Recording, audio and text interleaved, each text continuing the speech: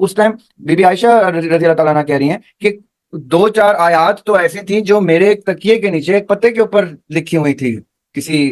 درخت کے پتے کی چھال پہ جو بکری کھا گئی. یہ ساری چیزیں موجود ہیں، یہ حدیث کی کتب میں یہ روایات موجود ہیں. اور وہ کہتی ہیں کہ 200 سے there were over 200 آیات آف سورہ احزاب، جس میں سے اتنی آیات مسنگ ہیں جو آپ کے فائنل مصحف میں نہیں ہے. یہ باقاعدہ ایک بڑی سخت ڈیبیٹ ہے، اس کے اوپر بڑی کانٹروڈکٹری ڈیبیٹ ہے. ایک ٹرم ہے عرض اخیرہ. عرض اخیرہ جو ٹرم ہے وہ اس کی ڈیفنس میں حدیث کی کتب میں پیش کی جاتی ہے. عرض اخیرہ کا مطلب کیا ہے؟ حضرت عثمان رضی اللہ عنہ نے کہا تھا کہ کچھ چیزیں آقا علیہ السلام نے سورت کی تفسیر کی صورت میں بیان کی ہیں، کسی بھی سورت کی شان نزول کی صورت میں بیان کی ہیں اور اس کی ایکسپلینیشن کی صورت میں بیان کی ہیں. تو اگر ہم وہ بھی اس میں ایڈ کر دیں گے تو یہ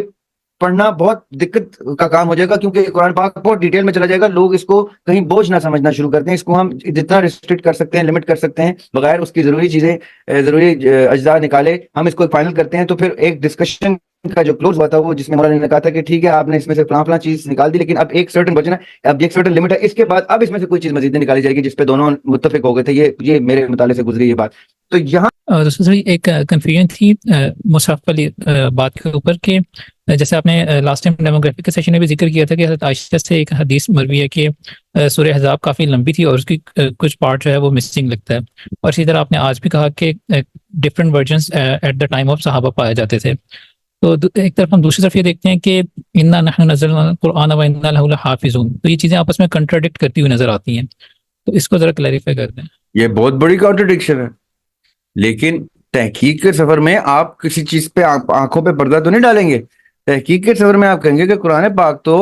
اس چیز کو کلیم کرتا ہے کہ اس کی حفاظت کا ذمہ اللہ سبحانہ تعالیٰ نے لے لیا. اب یا تو حفاظت کی ڈیفینیشن ہم پر کلیئر کر دی جائے کہ قرآن پاک کس حفاظت کی ذکر کر رہا ہے. بھائی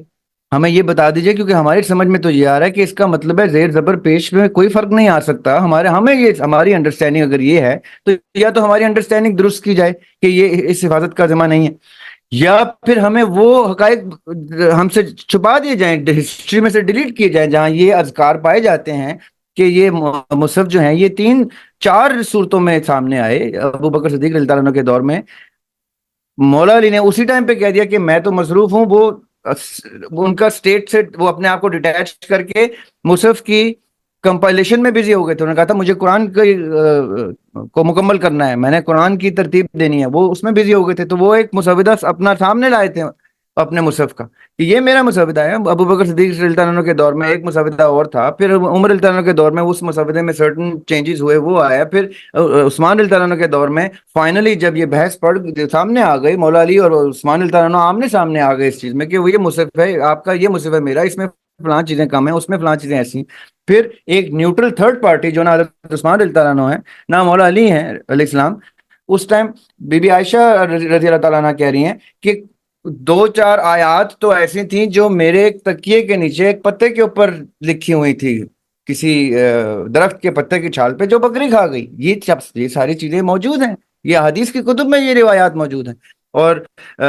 وہ کہتی ہیں کہ 200 سے there were over 200 آیات آف سورہ احزاب، جس میں سے اتنی آیات مسنگ ہیں جو آپ کے فائنل مصحف میں نہیں ہے. یہ باقاعدہ ایک بڑی سخت ڈیبیٹ ہے، اس کے اوپر بڑی کانٹروڈکٹری ڈیبیٹ ہے. اب اس ڈیبیٹ کو آپ نے اس نقطہ نظر سے ہرگز نہیں ٹچ کرنا کہ آپ خدا نخواستہ فائنل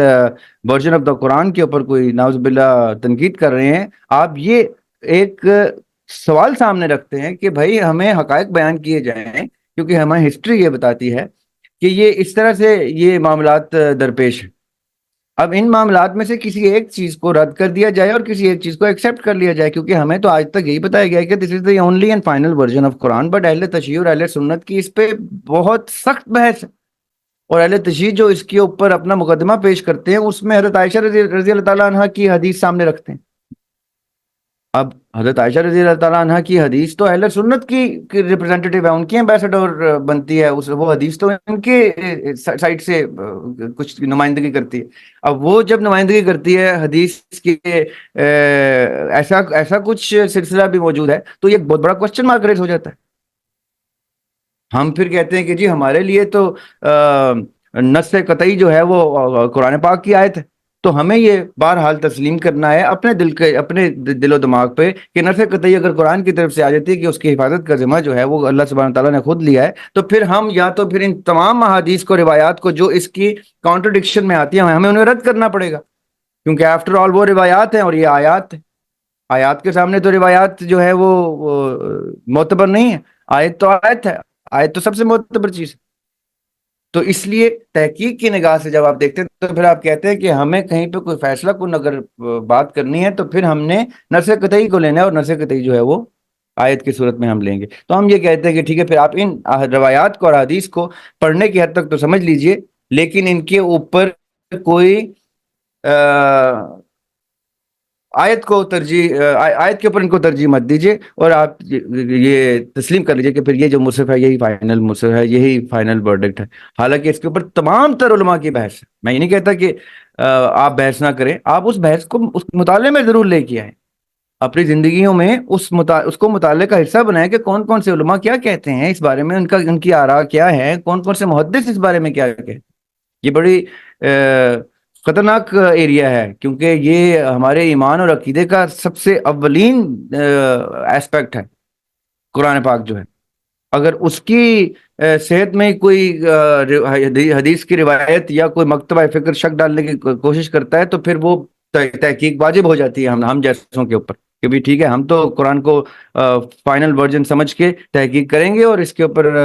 سوال بھی اٹھائیں گے کہ پھر یہ ایسی روایات کیوں تحریر کر دی گئیں سیاہ فتح میں یا حدیث کی کسی بھی معتبر کتاب میں۔ اس لیے حتمی فیصلہ تو ہم آیت کے اوپر ہی رکھیں گے، اصول تو یہی کہتا ہے، یہ جو ہمارا ایتھکس کا رول ہے کہ لا اور پرنسپل تو یہی کہتے ہیں کہ the foundation of Islam is Quran, then the usul has to come from the ayat of the Quran, not the riwayat of the ashab۔ یہ بڑی ڈیسنٹ آرگیومنٹس ہیں، ڈیسنٹ ڈسکشن ہے، اس کو بڑے ادب احترام سے اس کو ڈسکس کیا جائے اور اس کو باقاعدہ طور پہ اپنی تحقیق کا حصہ بنایا جائے، جیسے میں نے بنایا ہوا ہے، میں بھی اس کو تحقیق کا حصہ بنا کے چلتا ہوں۔ جی آپ سمجھے نا میری بات؟ ہاں جی سر، ایک چیز ابھی بھی تنگ کر رہی ہے، وہ یہ کہ جیسے حفاظت کا ذمہ اللہ تعالیٰ نے لیا ہوا ہے، تو اسی طرح سے میں نے سنا تھا سر صاحب سے کہ اسی طرح کی آیت جو جیوز کی اس میں بھی پائی جاتی ہے،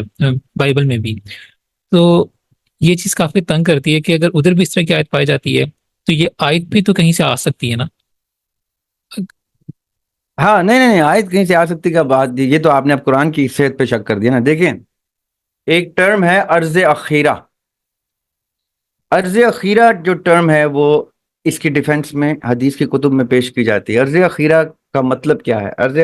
اخیرہ اس ایسپیکٹ کو کہا جاتا ہے کہ جب ہر سال جبرائیل علیہ السلام by the end of the year آقا علیہ السلام کے پاس آتے تھے اور جتنا قرآن نزول ہو چکا ہوتا تھا اس کو دہرا کے اس کو فائنل کرتے تھے، کیونکہ this is the revelation of this year, this is the revelation that have taken place this year. تو عرض عشیرہ وہ آخری سال تھا جب جبرائیل علیہ السلام 2 دفعہ آئے کہ اچھا اب یہ 2 دفعہ فائنل کر دیا کہ اب یہ فائنل ورژن ہے۔ تو جتنے محدث ہیں یا جتنے حدیث میں غور و فکر کرنے والے لوگ ہیں وہ یہ کہتے ہیں کہ عرض عشیرہ is the final version of the Quran. عرض عشیرہ سے کوئی چیز ادھر ادھر نہیں ہوئی، وہ یہ فائنل کر کے اس بحث کو ختم کر دیتے ہیں۔ لیکن محقق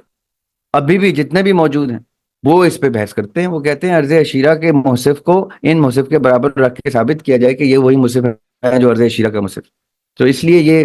بحث کی گنجائش یہاں موجود ہے۔ لیکن for a person like me, اگر آپ میری ذاتی اوپینین پوچھیں تو میری ذاتی اوپینین یہ ہے کہ میں اس کو فائنل ورژن سمجھ کے ہی چلتا ہوں، کہ کیونکہ جو فائنل ڈسکشن ہوئی ہے مولا علی کے دور میں، حضرت عثمان رضی اللہ عنہ کے دور میں مولا علی کی اور حضرت عثمان رضی اللہ عنہ کی، ادھر مولا علی نے، جو میں نے پڑھا ہے کہ انہوں نے کہا تھا کہ حضرت عثمان رضی اللہ عنہ کو کہ اگر یہ مصحف جو آپ نے ترتیب دیا ہے فائنل اور یہ مصحف جو میں نے دیا، اگر اس میں کچھ فرق ہے تو بس پھر اب ایسا کرتے ہیں کہ کسی ایک ورژن کے اوپر ہم دونوں اتفاق کرتے ہیں کہ ٹھیک ہے یہ فائنل ورژن ہے۔ اور اس فائنل ورژن میں پھر مولا علی نے کہا تھا کہ اوکے اب اس میں سے سرٹن چیزیں حضرت عثمان رضی اللہ عنہ نے کہا تھا کہ کچھ چیزیں آقا علیہ الصلوۃ والسلام نے سورت کی تفسیر کی صورت میں بیان کی ہیں، کسی بھی سورت کی شان نزول کی صورت میں بھی بیان کی ہیں اور اس کی ایکسپلینیشن کی صورت میں بیان کی ہیں، تو اگر ہم وہ بھی اس میں ایڈ کر دیں گے تو یہ پڑھنا بہت دقت کا کام ہو جائے گا، کیونکہ قرآن پاک بہت ڈیٹیل میں چلا جائے گا، لوگ اس کو کہیں بوجھ نہ سمجھنا شروع کر دیں۔ اس کو ہم جتنا ریسٹرکٹ کر سکتے ہیں، لمٹ کر سکتے ہیں، بغیر اس کی ضروری چیزیں